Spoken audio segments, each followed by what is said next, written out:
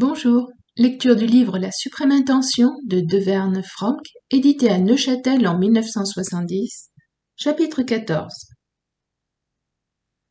Ayant observé les choses avec les yeux du Père, nous pouvons voir que dès avant la fondation du monde, c'était bien son dessein de partager sa vie avec les hommes.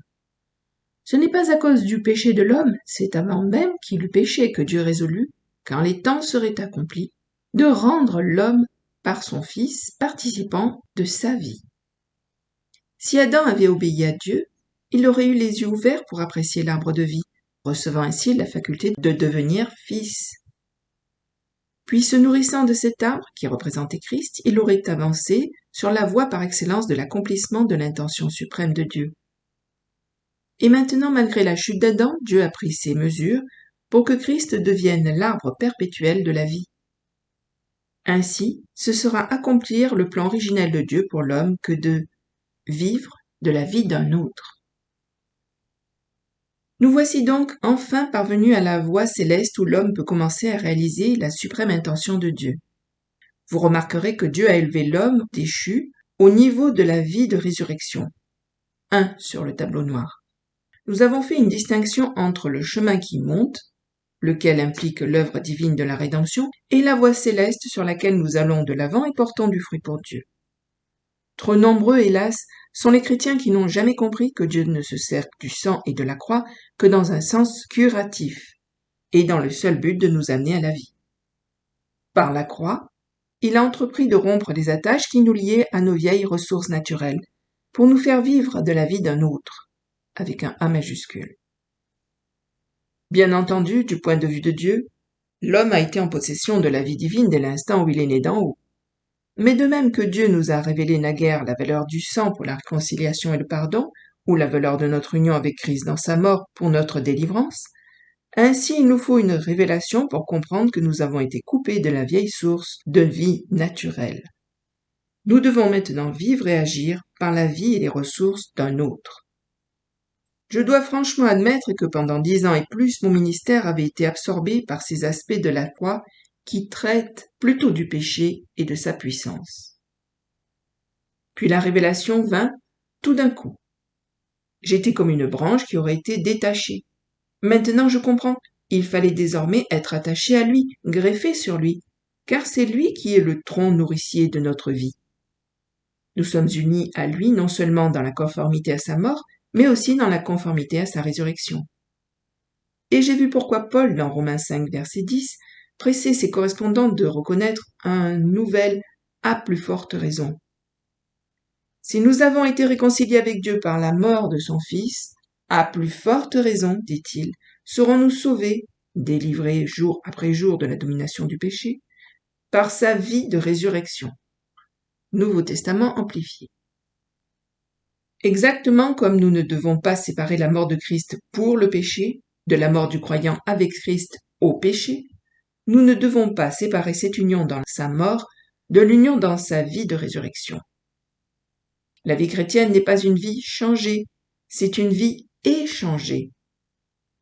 Je vis, mais ce n'est plus moi qui vis, c'est Christ qui vit en moi. Galates 2, verset 20.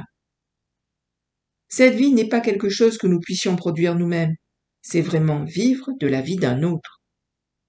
Dans le second épître aux Éphésiens, Éphésiens chapitre 2, versets 5, 6 et 10, nous relevons 3 expressions qui nous décrivent les différents aspects de cette nouvelle vie.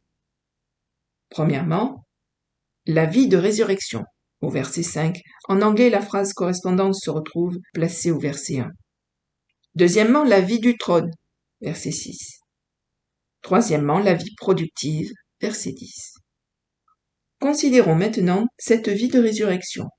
En quoi consiste-t-elle? Paul dit « Vous étiez morts, mais, point de suspension, Dieu vous a rendu à la vie. Autrefois, nous étions morts à tout ce qui concernait Dieu et uniquement sensibles aux pensées de la chair et aux convoitises de ce monde. Maintenant, par notre union dans sa mort et sa résurrection, nous recevons un nouvel entendement. Or, nous avons la pensée de Christ, dit Paul. Comme nous l'avons remarqué plus haut, c'est la porte d'entrée de Romains 8. Au lieu d'être gouverné par une pensée charnelle, ce que la version second appelle l'affection de la chair, qui produit la mort, Nous avons maintenant une pensée, un entendement ou une affection spirituelle qui est vie et paix. En outre, quand nous apprenons qu'une sentence de mort a été rendue contre le corps de la chair, nous pouvons cesser de marcher selon les impulsions du corps. C'est ainsi que nous expérimentons l'action de l'esprit qui vivifie notre corps mortel. Que personne ne sous-estime l'œuvre vivifiante de Dieu. On la connaît bien trop peu, sa vie de résurrection, et la majorité des chrétiens en ont une bien pauvre expérience. Je me souviens d'avoir entendu il y a bien des années A.B. Simpson, le fondateur de la grande entreprise missionnaire Christian and Missionary Alliance, raconter comment il avait appris à vivre de la vie d'un autre. Selon son propre témoignage, un jour qu'il cherchait la guérison pour mettre le point final à sa faiblesse physique, il comprit à ce moment même que c'était une union qu'il lui fallait afin de vivre continuellement par la force d'un autre. C'est grâce à cette union de vie qu'il accomplit à lui seul une œuvre qui aurait exigé de nombreux ouvriers. Un jour qu'il terminait une série de réunions, son ami le pasteur qui le recevait insista pour qu'il prît, par mesure de sagesse, quelques jours de repos après cet effort, au lieu d'aller directement à son prochain engagement.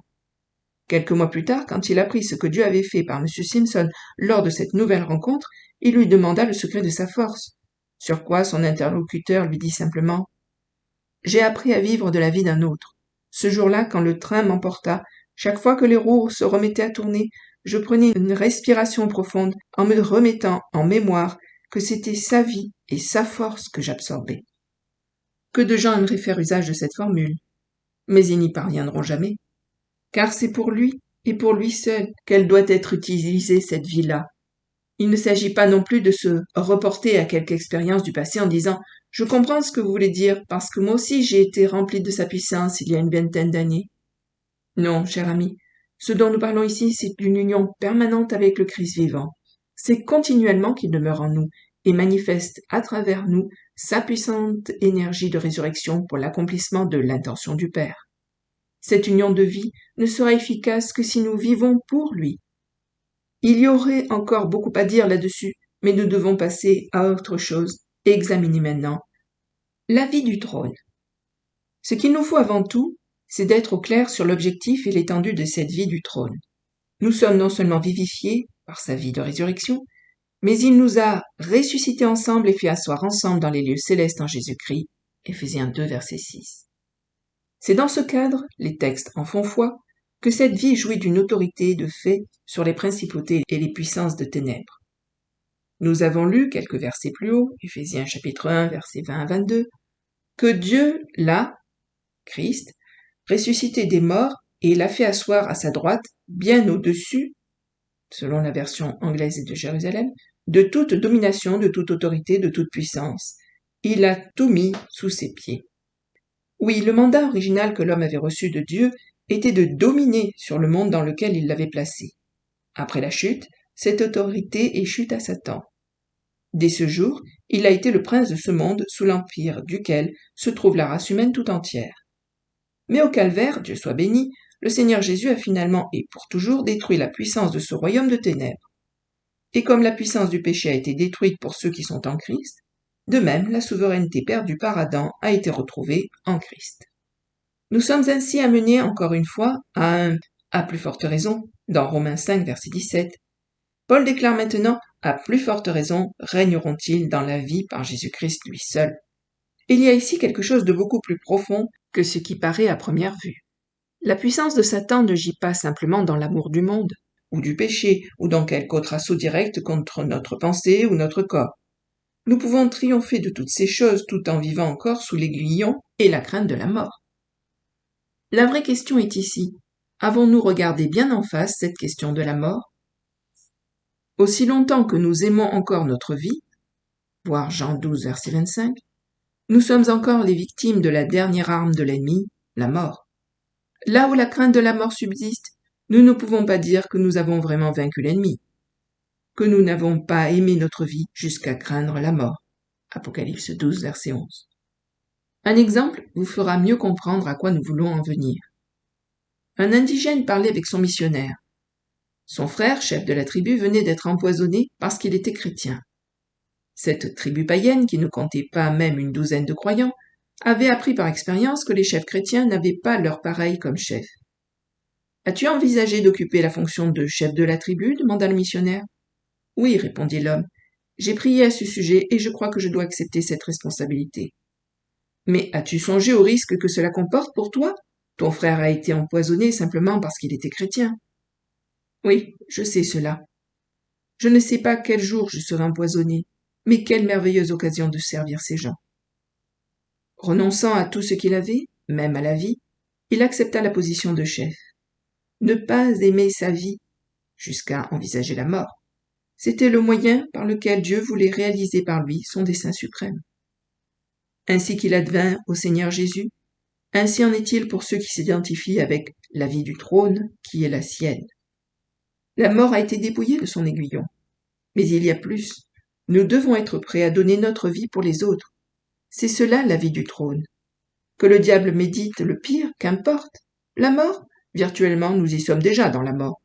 Mais en réalité, c'est dans la vie que nous sommes la vie du trône. Voyons enfin sa vie productive. C'est la vie qui crée.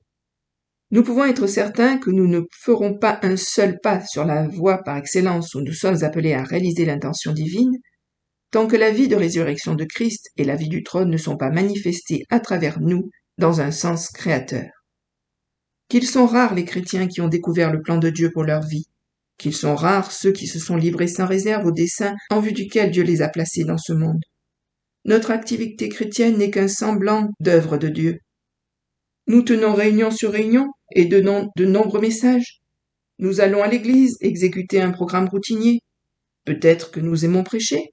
Peut-être nous suffit-il d'offrir ce que nous estimons nécessaire pour aider à son œuvre, et nous donnons un peu d'argent aux bonnes causes qui nous intéressent. Mais dans tout cela, nous perdons de vue le véritable problème.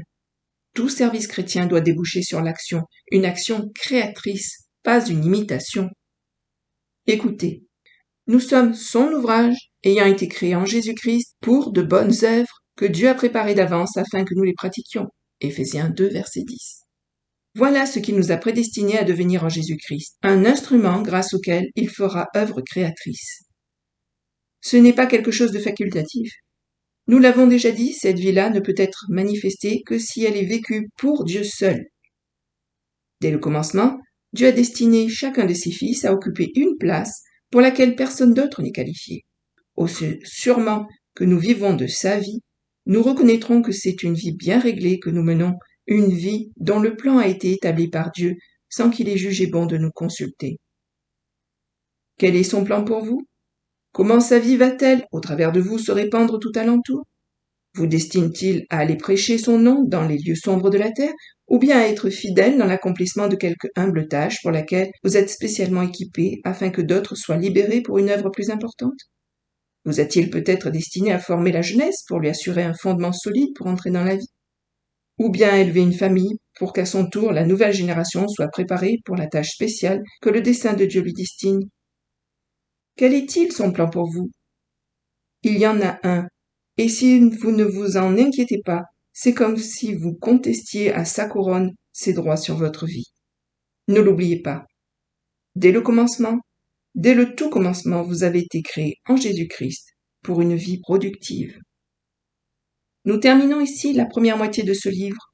Nous sommes maintenant prêts à examiner ce que cela signifie de vivre pour son intention suprême.